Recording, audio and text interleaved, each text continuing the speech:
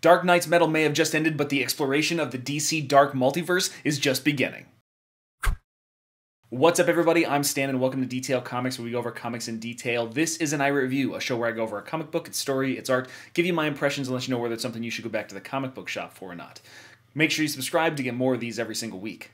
The book that I want to talk about is The Terrifics #2, which is from Jeff Lemire and Ivan Reis, and it is telling the story of Mr. Terrific, Metamorpho, Phantom Girl, and Plastic Man as they venture into the Dark Multiverse. Right now we've seen them get sucked into it, and they're kind of in this body of a giant dead celestial-like being. And what happened? They found a message from Tom Strong, but let's dive in and see where that takes them in the future. With Dark Knight's Metal coming to a close, one of the most interesting things about this entire event is the fact that we get to explore the Dark Multiverse, and no book is going to dive into it deeper than the Terrifics. So as we get into issue #2, we go back to where we saw Tom Strong, where he's requesting that they go out on this mission to save the universe. However, this isn't necessarily a priority for anybody at this point in time, and Mr. Terrific is far more interested in the origin story of this new Phantom Girl. And it's a relatively traditional story. You know, they're out going to watch some Mango Ball Championships. They get sucked into this portal, and then in a fit of desperation, they try to shoot their daughter out into space, and unfortunately, the pod gets trapped in the hole, and then the ship breaks free. The question is that actually what happened? Because it'd be really shitty, but it could possibly be that they fired their daughter into the portal to free the ship and they sacrificed her for the benefit of themselves. You never really know, but we'll just take her at her word for it or what she saw. So basically, she's grown up here on this dead celestial being in her phantom form for years and years, thinking that she would just die alone with only the crabs to keep her company. However, now that they're actually people, she can get back to her own universe. While the message from Tom Strong keeps playing, Mr. Terrific just grabs onto the antenna like, I gotta take something back to study so that way we can figure out what this is, but needing the strength of everybody else to break it off of this device, they unleash this, what looks to be explosion of energy, a wave of rays and power that's going to impact them distinctly, and this leaves everybody a little bit shocked, a little bit dazed, but it has a side effect. It wakes up what seems to be this undead, zombified, planetoid version of a being, this something beyond comprehension for its size. Now there's nothing left to do but make a daring escape, so as they kind of expel themselves from the cavity of this being,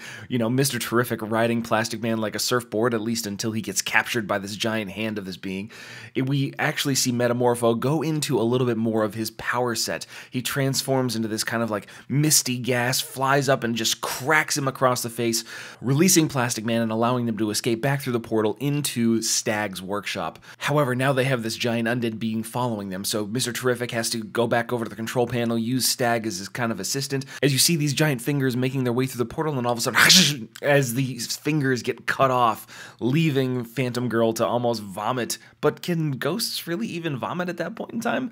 But there is one person around here that is happy to see them return, and that's Sapphire, who goes back into Rexy's arm, and they embrace, leaving Plastic Man and Phantom Girl to swoon or throw up, or get sick, whatever. But at least Plastic Man's not a giant egg this time, unlike his last foray into the darkness. Linnea is just very happy to be able to turn back into her tangible form, but when she does, there's some unfortunate consequences. As she steps down onto the ground, it explodes under her feet. As she puts her hand on the control panel, it just explodes, under her touch. So she needs to go back into her phantom form. Evidently, the impact of spending so much time inside the Dark Multiverse has caused her to have a reaction with any of the positive matter inside the main DC continuity, inside the main DC universe. Well, she's a catalyst for this explosive change, this reaction that's going to be happening, which requires a lot of research and a lot of study from Mr. Terrific. He takes the technology out of the portal generator and goes to get back into his T-sphere so that way he can take off. And while everybody's just like, hey,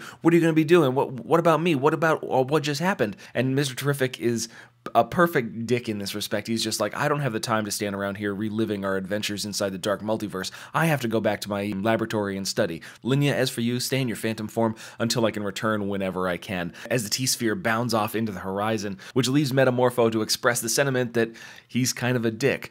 But as Mr. Terrific blasts off, we see that same dark radiation, or that bright orange aura that grows around everybody. Not only the group that is there, Metamorpho, Phantom Girl, and Plastic Man, but also Mr. Terrific inside his T-sphere, and it almost magnetizes and brings them back.